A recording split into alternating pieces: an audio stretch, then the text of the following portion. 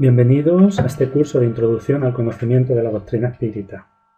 Este curso ha sido elaborado por la Asociación Espírita José Grosso de Córdoba y en esta segunda clase vamos a abordar el tema sobre cómo surgió el espiritismo. Esta clase consta de dos partes. Este tema consta de dos clases.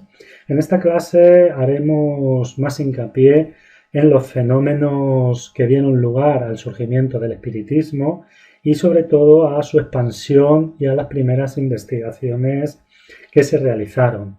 Y dejaremos para una clase posterior lo que es realmente el surgimiento del espiritismo, es decir, cuando el propio Allan Kardec inicia sus trabajos de investigación del espiritismo.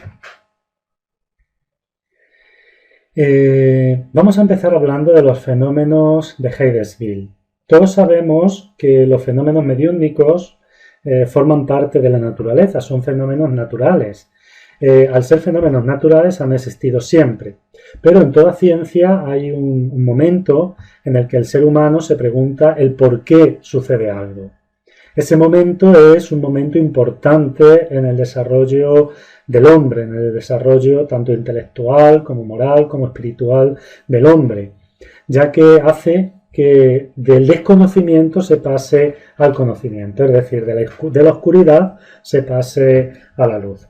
Esto sucede en todos los ámbitos de las ciencias.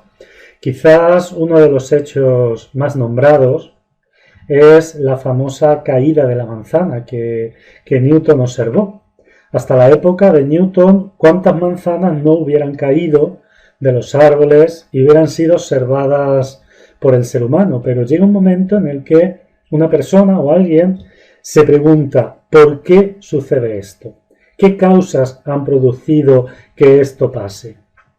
Y ahí es cuando empieza un proceso de investigación, un proceso de estudio de este fenómeno para intentar encontrar unas respuestas que nos lleven a una explicación del por qué sucede. Con los fenómenos mediúmnicos ha pasado lo mismo. Y este proceso de pasar del desconocimiento al conocimiento es un proceso gradual, es un proceso que necesita un tiempo, porque requiere en primer lugar creatividad, ya que es necesario presentar nuevas cuestiones, nuevos planteamientos, nuevas ideas, requiere estudio de lo que se sabe hasta esa época y de las razones que pueden producir ese fenómeno. Algo que es muy importante, requiere valor para enfrentarse a los paradigmas de la época. Todas las épocas están marcadas por fuertes paradigmas y estos paradigmas, estos modelos de pensamiento, estos modelos de ideas no son derogados de un día para otro, porque cuando un paradigma se ha instalado fuertemente en una época, es muy difícil que estas personas que defienden este paradigma se den cuenta del error en el que están o en el que estamos y decidan cambiar de paradigma. También requiere constancia, ya que si se abandona, la idea nueva pasa al olvido y por supuesto requiere muchas luchas internas y sobre todo muchas luchas externas, sobre todo con aquellos que deseen mantener los paradigmas vigentes. Por esto, este proceso se enfrenta a mentalidades que están presas a los conocimientos establecidos. Es el famoso ejemplo de la caja. Yo estoy en una caja, estoy muy cómodo en esta caja y por lo tanto salir de esta caja, salir a nuevos conocimientos, cuesta mucho trabajo. Hace falta también enfrentarse a los preconceptos. Por ejemplo, en materia de espiritismo existen una serie de preconceptos infundados que no tienen nada que ver con su verdadera naturaleza, pero que han calado dentro de la sociedad y por lo tanto hay que enfrentarse o se tienen que enfrentar a esos preconceptos. Temor a lo nuevo, es un poco lo que hablábamos cuando hablábamos de la caja. Y por supuesto orgullo y vanidad de los exponentes científicos, filosóficos y religiosos, que no están muy prestos o no estamos muy prestos a admitir que pueda haber algo equivocado en nuestras suposiciones o en nuestras ideas, por sobre todo en aquellas que hacen parte de los principios básicos de lo que defendemos. Por lo tanto, enfrentarse a esos paradigmas requiere lucha, requiere sacrificios y requiere mucho esfuerzo. La historia de los fenómenos mediúnicos, aunque los fenómenos mediúnicos han existido siempre, se puede dividir en diversas etapas y quizás la última etapa empieza con los fenómenos de Hydesville producidos por la familia Fox. Las hermanas Fox, que son estas tres que encontramos aquí en la imagen, formaron un papel importante en la expansión de los fenómenos mediúnicos. Aunque fueron las dos más pequeñas, la del centro y la de la izquierda, Katy y Margarita, de 11 y 14 años respectivamente, aquellas que percibieron por primera vez los fenómenos. Lía, la mayor, se incorporó posteriormente a ellas. ¿Cómo sucedió esto? Todo empezó en la casa de la familia Fox. Ellos habían comprado una casa en la ciudad de Hydesville, en el pueblo de Hydesville, y en esa casa ya era famosa porque se habían oído una serie de ruidos que no tenían una explicación lógica. El matrimonio Fox comenzó también a oír esos ruidos, pero fue en marzo del año 1848 cuando los ruidos se fueron intensificando y esto causó miedo a las niñas que no querían dormir solas. Los padres, lógicamente, se alarmaron, inspeccionaron la casa para intentar encontrar el origen de los ruidos, pero no encontraron nada.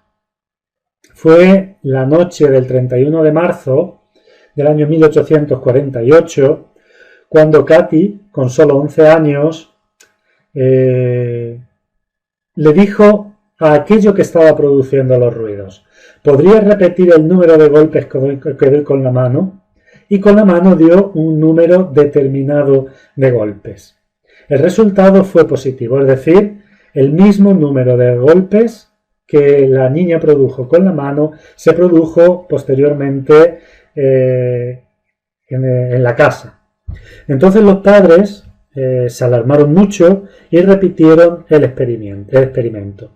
La madre de Katy hizo varias preguntas y todas ellas fueron contestadas correctamente. Por ejemplo, el número de hijos que tenía, las edades de los mismos, etc. Obviamente no eran preguntas de un calado filosófico, de un calado científico, pero empezaban a llamar la atención de la gente. Sobre todo porque la familia Fox, sobre todo los padres, llamaron a una vecina, a una señora que vivía cerca de su casa, y esta también realizó una serie de preguntas de carácter personal. Y estas preguntas fueron contestadas también de forma satisfactoria.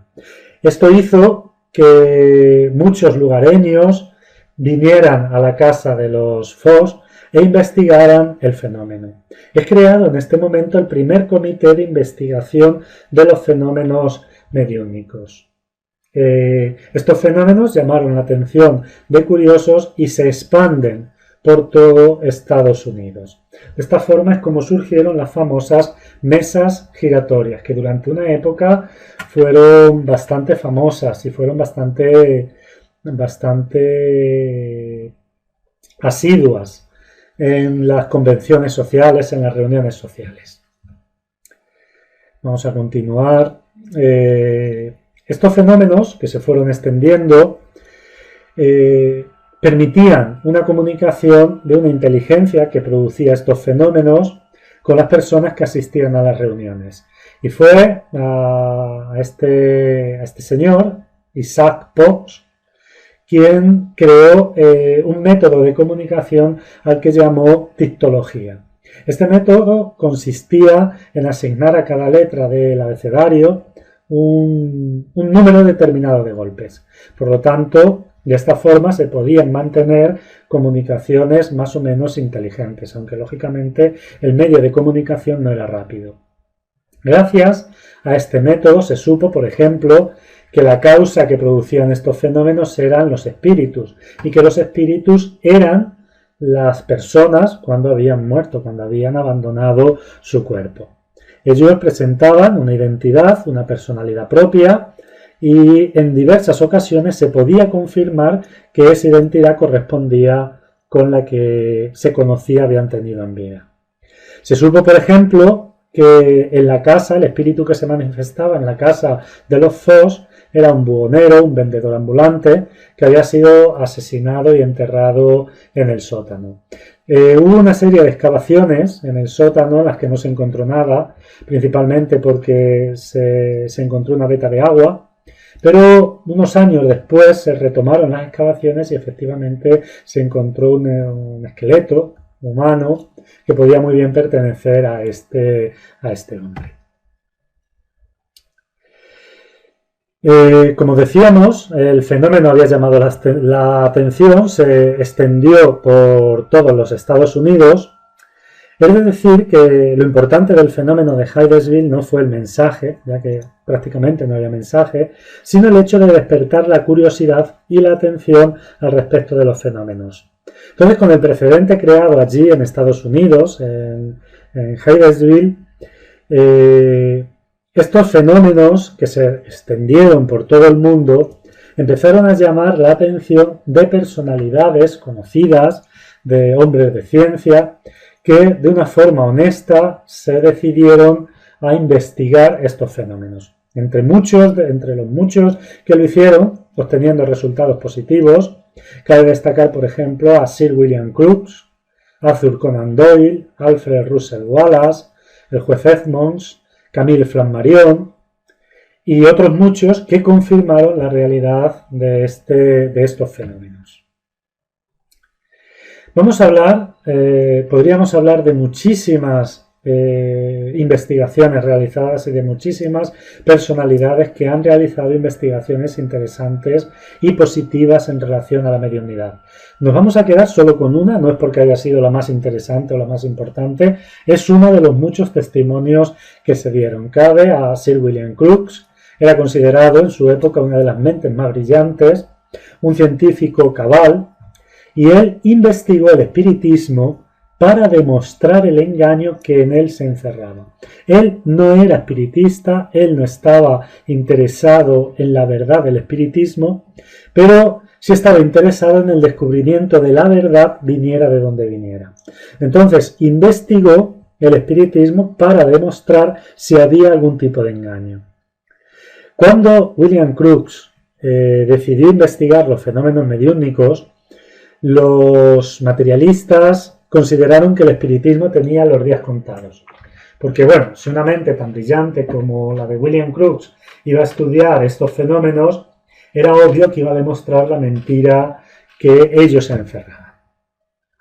Vamos a ver unas palabras de William Crookes que dijo: se ha echado en cara a los hombres de ciencia haberse negado durante mucho tiempo a llevar a cabo una investigación científica sobre la existencia y naturaleza de hechos afirmados por tantos testigos competentes y dignos del crédito, los cuales han venido inútilmente reclamando un libre examen donde y cuando se quisiera de esos hechos.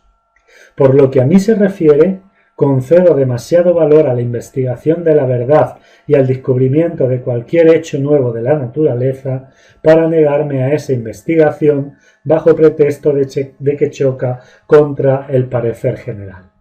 Estas palabras de William Crookes nos dan dos ideas generales muy interesantes. La primera es cuando dice que hay una serie de testigos competentes y dignos de crédito, y fíjense, dice, los cuales han venido inútilmente reclamando un libre examen. Es decir, todos aquellos que antes de William Crookes, porque William Crookes investigó los fenómenos mediúmnicos después de otros muchos lo que hacían eran decir, es probable, vale, nos negáis, Pero venir y hacer un estudio, venir y estudiar como nosotros estudiamos estos fenómenos. Lo que pasa es que la comunidad científica jamás, de una forma seria, de una forma honesta, realizó estudios de estos hechos, de estos fenómenos. Y esto lo dice el propio William Crookes antes de empezar sus investigaciones. Y luego su espíritu, digamos, honesto y su espíritu dedicado a la verdad. Dijo: por lo que a mí se refiere, concedo demasiado valor a la investigación de la verdad, es decir, para él los preconceptos, los paradigmas de una época no tenían la consistencia que para otros muchos científicos de su época. Para él lo importante era el descubrimiento de la verdad, independientemente de que esa verdad chocara contra el parecer general. Son palabras muy interesantes que revelan la disposición honesta y científica de William Crookes. Él investigó durante años. Las primeras conclusiones las presentó 4 años después de iniciar las investigaciones, 4 años después de realizar una serie de investigaciones realizadas en su propio domicilio, en las que era totalmente imposible la aplicación de cualquier truco. Incluso empleó elementos electrónicos para evitar el fraude. Y después de estos 4 años de investigación, escribió lo siguiente: conociendo las numerosas teorías que se han dado, sobre todo en América, para explicar aquellos ruidos, los he comprobado por todos los medios posibles e imaginables, hasta que me he convencido de que se tratan de verdaderos hechos objetivos ajenos a todo truco o medio mecánico. Palabras muy interesantes de William Crookes. ¿Cómo reaccionó la comunidad científica? Él es, el señor de la imagen es el ilustre señor George Stokes. Él era en aquella época el secretario de la Sociedad Royal de Londres, y cuando leyó los resultados de Crookes, los consideró como destituidos de razón. Entonces William Crookes le dijo: bueno, ¿por qué no vienes y vamos a investigar juntos estos fenómenos? Yo he observado, yo he visto, tú no has observado, no has visto, entonces no tienes autoridad para negar mi investigación. Ven, analiza todo lo que he hecho y así puedes tomar una opinión, puedes tener una opinión a este respecto. Pero siempre Stokes se negó rotundamente a asistir a las investigaciones que realizaba William Crookes. Fue tanta la insistencia de William Crookes y tanta el volverle la espalda de Stokes, que el propio William Crookes publicó todas las cartas que le dirigía, donde le pedía que presenciara junto a él las investigaciones mediúnicas. Pese a ello, Stokes siempre se mantuvo contrario y fue un luchador en contra de los fenómenos mediúnicos, fenómenos que no conocía porque nunca había estudiado. Hablaba solamente en base a sus preconceptos y a sus ideas personales. Sobre esto, Arthur Conan Doyle, en su libro que es Historia del Espiritismo, escribió lo siguiente: Stokes se negó, colocándose en la misma situación de aquellos cardenales que se negaban a contemplar los satélites de Júpiter a través del telescopio de Galileo. Palabras muy francas, muy honestas de Arthur Conan Doyle. Las primeras conclusiones a las que se llegaron, una vez que se habían estudiado los fenómenos, fueron 4 principalmente.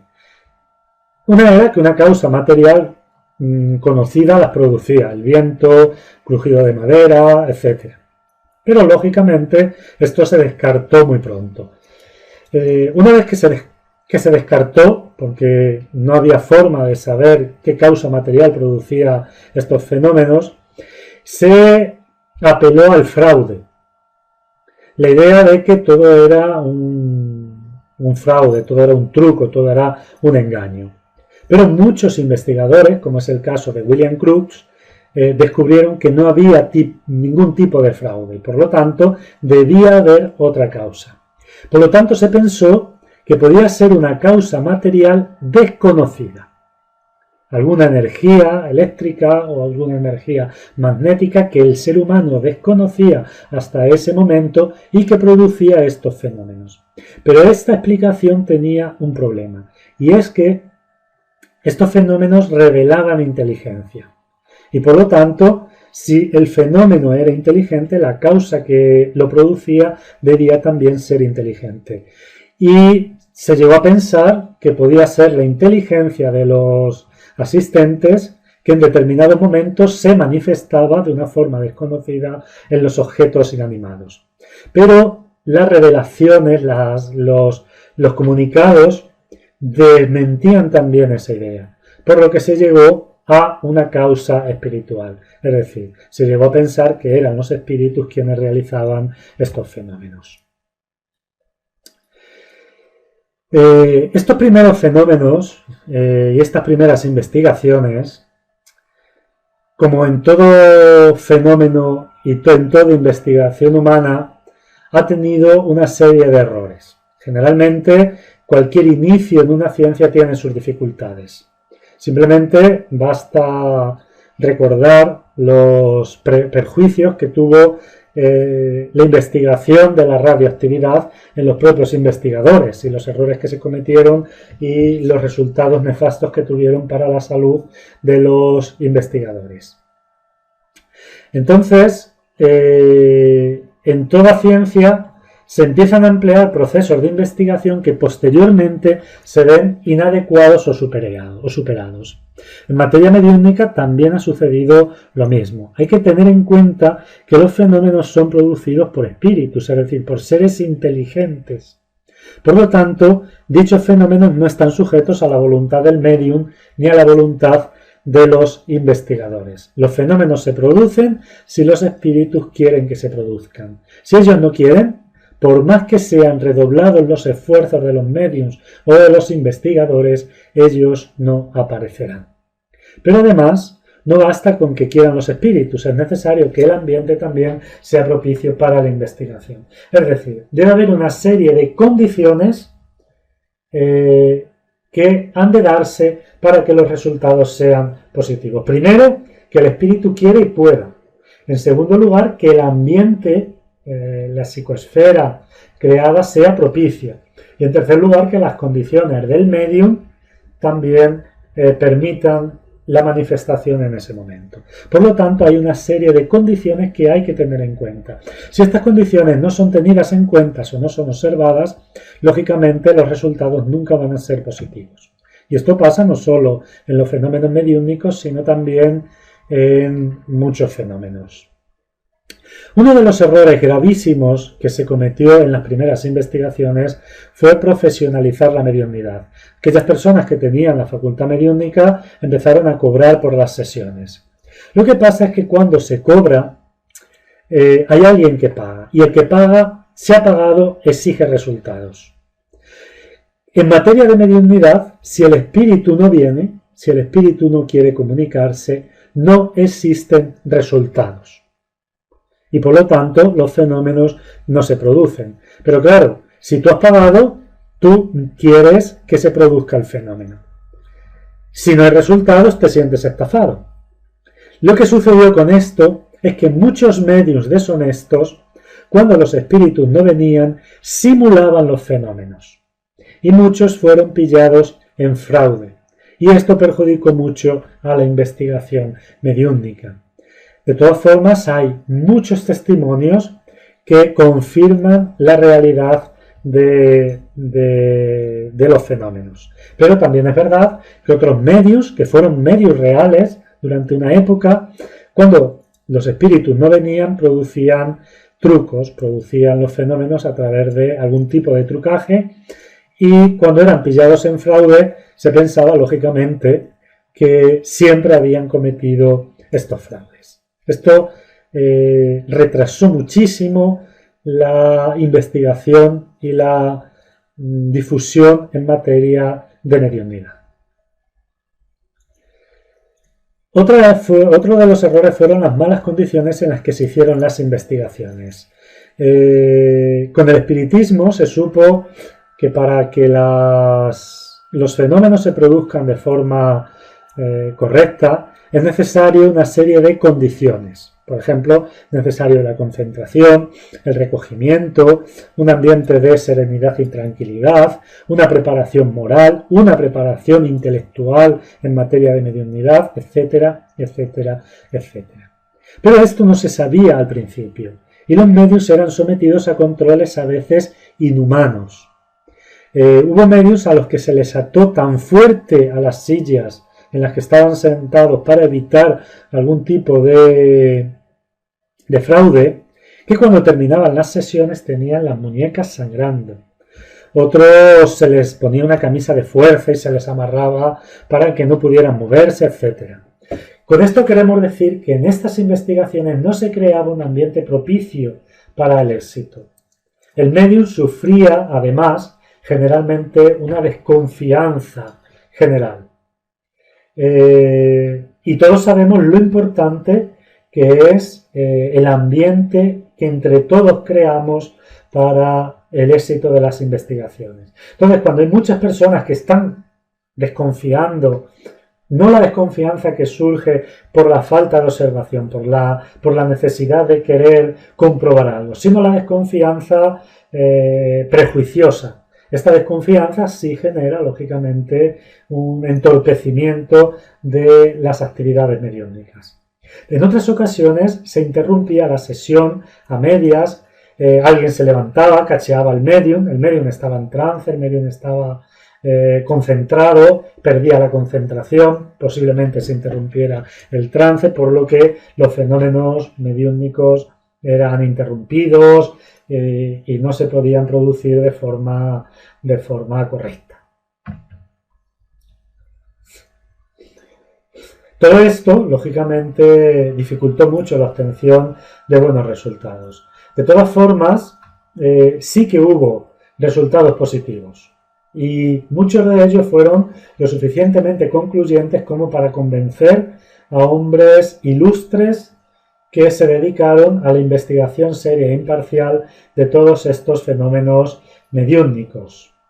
Muchos de ellos lo hicieron, y el hecho de llevar estas investigaciones y de afirmar la realidad de los fenómenos mediúnicos les hizo perder muchísimo en su reputación, les hizo perder muchísimo a nivel laboral, etc. Sin embargo, todos ellos se mantuvieron firmes en su decisión de defender la realidad que los fenómenos mediúnicos presentaban. Todo esto todavía no es espiritismo. Todas estas investigaciones, toda esta fenomenología fueron las bases para el surgimiento posterior del espiritismo. Es algo que veremos en la próxima clase, cómo surge el espiritismo en su aspecto científico, en su aspecto filosófico y en su aspecto ético-moral.